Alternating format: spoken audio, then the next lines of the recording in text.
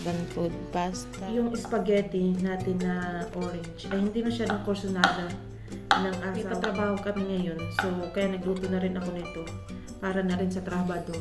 Trabador din yung mama at papa ko eh. So alam ko kapag ka sila binigyan lang ng tinapay, gutom sila pagdating ng bahay.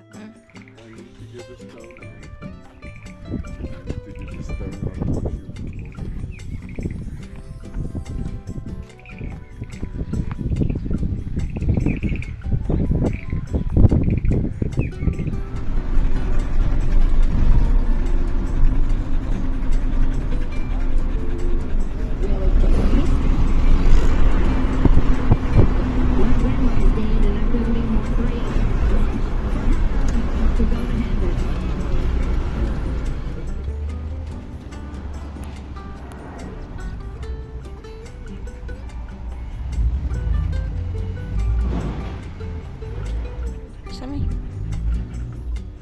So,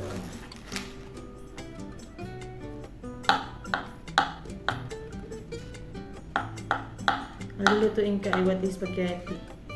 Paborito ng asawa ko yung white sauce.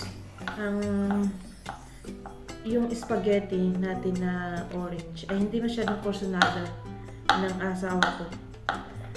Dahil siguro matamis. So, hindi siya sanay ng spaghetti matamis. Yung sanay siya ay yung savory, yung medyo may kaunting asin, parang Italian pasta something style ang gusto niya. Pero ang pansit, so super light niya. At yung nilaga, paborito din niya ang nilaga. Bistik Tagalog, gustong-gusto rin niya yun. May patrabaho kami ngayon, so kaya nagluto na rin ako nito para na rin sa trabador. Alam niyo, nung unang dating ko dito, pagka may patrabaho ang asawa ko, ang lagi niyang pinapakain ay sandwich and coffee or juice. So, simula nung ako'y dumating, sabi ko kasi, parang hindi sapat yung sandwich na pagkain sa trabador dahil sabi ko, pag mabigat ang trabaho, parang magutom kasi trabador din yung mama at papa ko eh. So alam ko kapag ka sila binigyan lang ng tinapay, gutom sila pagdating ng bahay. So mas prepare nila yung heavy na tanghalian. So kaya ang ginagawa ko, pag nagluto ako, yun na rin ang binibigay ko sa trabador namin. Para naman kahit papaano ay may energy silang na gawin ang trabaho. So hanggang masanay na rin ang asawa ko na kung ano yung niluto ko, yun din ang binibigay namin sa trabador. Hindi na siya nagbibigay ng sandwich. Alam niyo yung cold sandwich, yung tinapay, lalagyan ng cold cuts na mga palaman katulad ng mga, anong tawag doon? Ham? Hindi ham, yung isa. Yung medyo, parang luto na rin naman yun. Tapos ganun lang ang ginagawa nila. Bolognese, yata ang tawag, not sure. Pero ganun ang laging inaano ng asawa ko. Ngayon, natutuwa yung mga nagtatrabaho sa amin dahil nakakakain na sila ng warm meal. Itong ganito ay nasa 60 pesos na. Itong ganitong mushroom. Ito yung maliliit, yung puti. Linis yung mga mushroom as in walang dumi. Hugasan ko na lang mamaya bago ko lutuin. Sorry sa buhok, parang nalilimutan ko na naman mag-spray. Habang ako nagluluto, may nakasalang akong labahin. So, para hindi ako nahihirapan na maraming trabaho dahil nag-work din ako online. Kaya wala na akong time maglayas. Mostly narito lang ako sa bahay. And hindi ka hilig masyado maglayas. So most of the time, narito lang din ako sa bahay. What? You going? You going here? This side? Okay. Yeah. You can rest now. Just sit down there and relax. And I will hook you up later for lunch.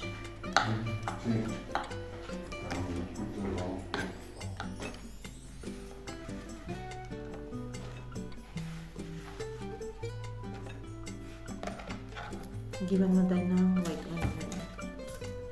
Isang buo ang ginagamit ko pag nagluluto ako ng tagito, nitong white spaghetti sauce. Dahil mas masarap siya pagka maraming sahog.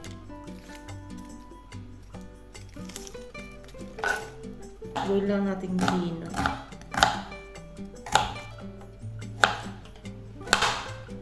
And also, we will use butter para mas masarap.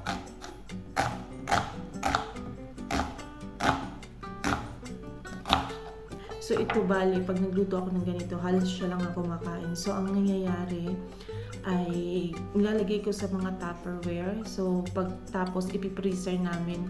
And kung kailan niya gustong kumain, iinitin lang niya. So, kaya ang ginagawa ko, nagluluto talaga ako ng maramihan. So, mas practical para sa akin kasi busy din ako. Marami din akong ginagawa.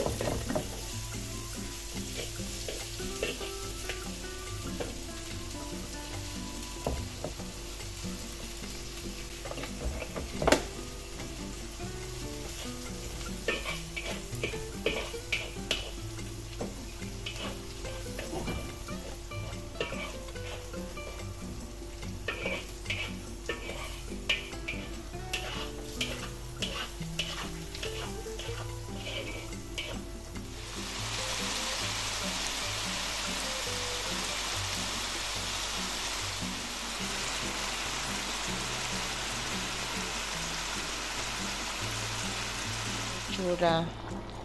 May mushroom and beef, mushrooms, onion, tapos yung cream, and milk. So, pakukuluin ko lang hanggang lumapot and then yun na. And then, dito naman, magluluto ako ng pasta. My husband food. Pasta, may chicken, and may salad. That's it.